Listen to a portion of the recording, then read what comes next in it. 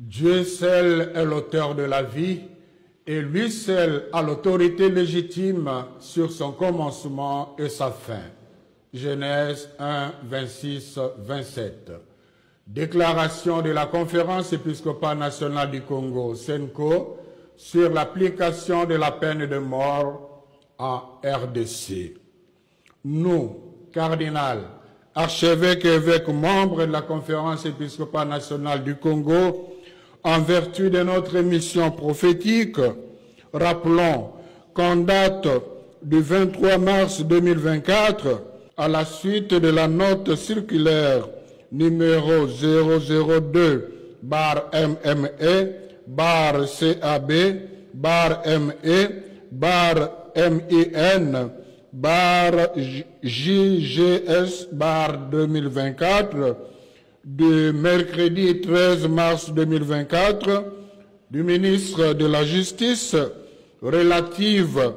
à la levée du moratoire sur l'exécution de la peine de mort,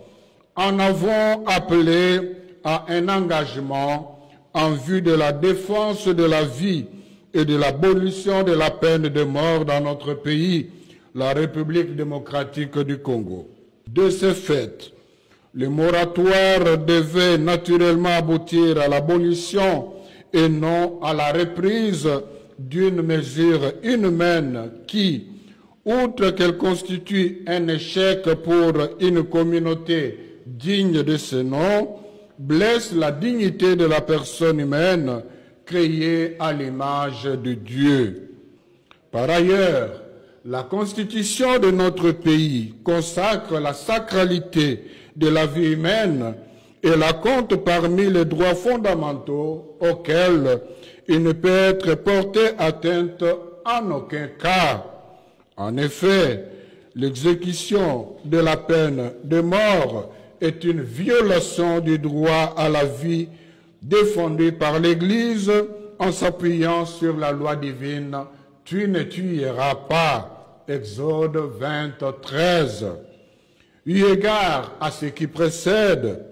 conscient que la peine de mort et sa logique de rétribution ne sont pas compatibles avec l'Évangile, soucieux de chercher à tout prix les voies et moyens de ramener la paix, la cohésion nationale et de garantir l'intégrité du territoire national, nous sommes horrifiés par le verdict de la Haute Cour militaire de Kinshasa à l'issue du procès pénal expéditif engagé contre le président honoraire Joseph Kabila, le condamnant à la peine de mort. Fidèle à la mission de l'Église catholique, qui, en raison de sa charge et de sa compétence, ne se confond d'aucune manière avec une communauté politique et n'est lié à aucun système politique, est à la fois le signe et la sauvegarde du caractère transcendant de la personne humaine. Gaudium et Spes, numéro 76, paragraphe 2. Considérant l'inquiétude suscitée par l'arrêt de la Cour militaire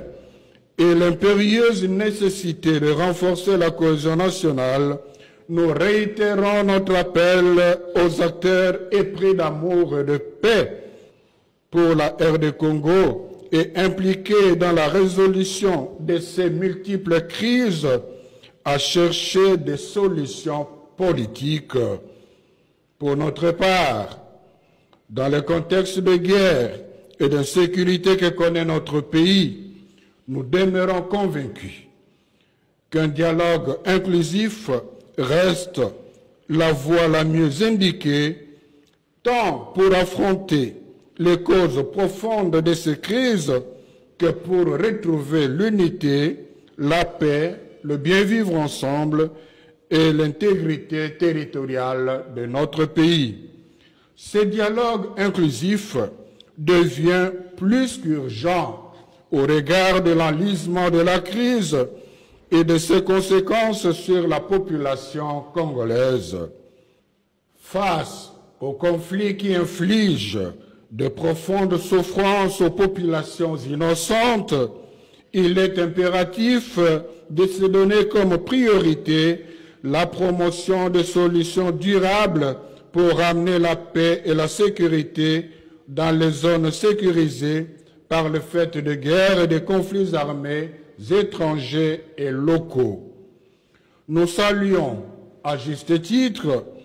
les efforts déployés par les belligérants, les institutions et les partenaires internationaux pour endiguer la crise sécuritaire qui sévit dans notre pays.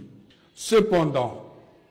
nous sommes persuadés que ces efforts seront infructueux tant que les acteurs politiques congolais ne s'engageront pas résolument et concrètement dans un dialogue inclusif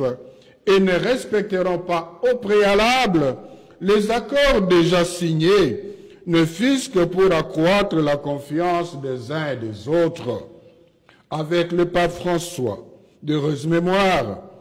nous considérons suicidaire et irresponsable l'illusion qui ne peut être obtenue par la force des armes. Aussi, nous réitérons notre exhortation aux gouvernants de notre pays, à l'opposition armée et non armée, aux membres de la société civile et à tout le peuple congolais à s'engager fermement dans la lutte contre les différents facteurs qui alimentent les conflits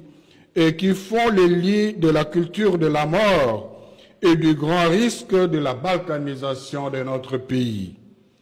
Que la Vierge Marie, Notre-Dame du Congo, nous obtienne